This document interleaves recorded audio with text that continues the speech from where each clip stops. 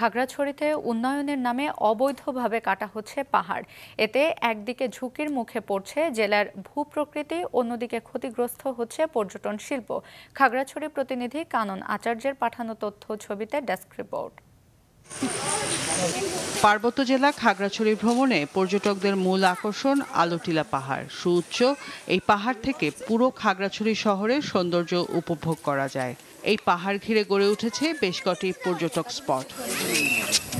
নানা অজুহাতে কাটা হচ্ছে আলোটিলা সহ জেলার বিভিন্ন পাহাড়। সড়ক বা গাড়ি পার্কিং এর নামে পরিকল্পনাহীন ও নির্বিচারে পাহাড় কাটায় প্রতি বছর বাড়ছে পাহাড় ধসের ঘটনা। সৌন্দর্য হারাচ্ছে পর্যটন নগরী। পাহাড় খেগোরা যেভাবে পাহাড় কেটে নিয়ে যাচ্ছে, পাহাড় কেটে ইট বাঁধা নিয়ে যাচ্ছে এবং এই যে বিভিন্ন জায়গায় বরাদ করতেছে।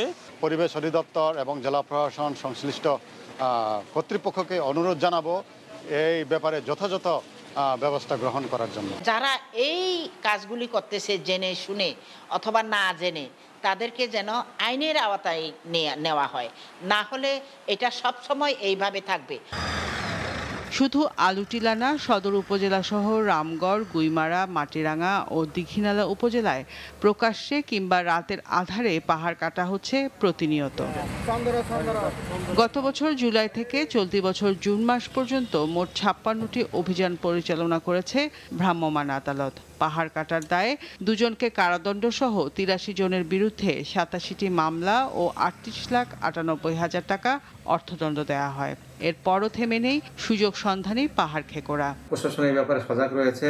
আমরা যখনই কোনো নিউজ পাই তাৎক্ষণিকভাবে কিন্তু আমরা চেষ্টা করি তাদেরকে আইনের আওতায় এনে বিচারে সুপার্দ করার জন্য। এই জন্য আমরা সবাই তৎপর রয়েছি। আমরা চেষ্টা করছি কিভাবে এটাকে রোধ করা যায়। তবে এক্ষেত্রে স্থানীয় জনসাধারণ, জনপ্রতিনিধি সকলের একটা সচেতনতা করা দরকার। সম্মিলিত প্রয়াস হলে আমি মনে করি এই পাহাড় কাটা, অবৈধ পাহাড় কাটা রোধ করা সম্ভব হবে।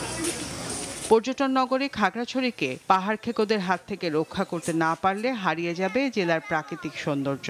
এতে পর্যটক শূন্য হয়ে আর্থিকভাবে ক্ষতিগ্রস্ত হবে জেলাটি। মাছরাঙা, নিউজ ডেস্ক।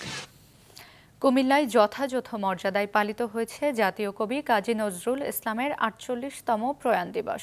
এ উপলক্ষে কুমিল্লার জেলা শিল্পকলা একাডেমির আঙিনায় জাতীয় কবি কাজী নজরুল ইসলামের মুরাল চেতনায় নজরুলে ফুল দিয়ে শ্রদ্ধা নিবেদন করেন বিভিন্ন শ্রেণী পেশার মানুষ। এছাড়া নজরুল ইনস্টিটিউট কুমিল্লা কেন্দ্র, জেলা শিল্পকলা একাডেমি, নজরুল পরিষদ, ঐতিহ্য কুমিল্লা, কুমিল্লা সাংস্কৃতিক জোট, ধ্বনি আবৃত্তি চর্চা কেন্দ্র সহ কুমিল্লার বিভিন্ন সামাজিক সাংস্কৃতিক সংগঠন এবং স্কুল কলেজের শিক্ষার্থীরা কবি নজরুলের মুরালে পুষ্পস্তবক অর্পণ করেন। পরে সংক্ষিপ্ত আলোচনা সভা অনুষ্ঠিত হয়।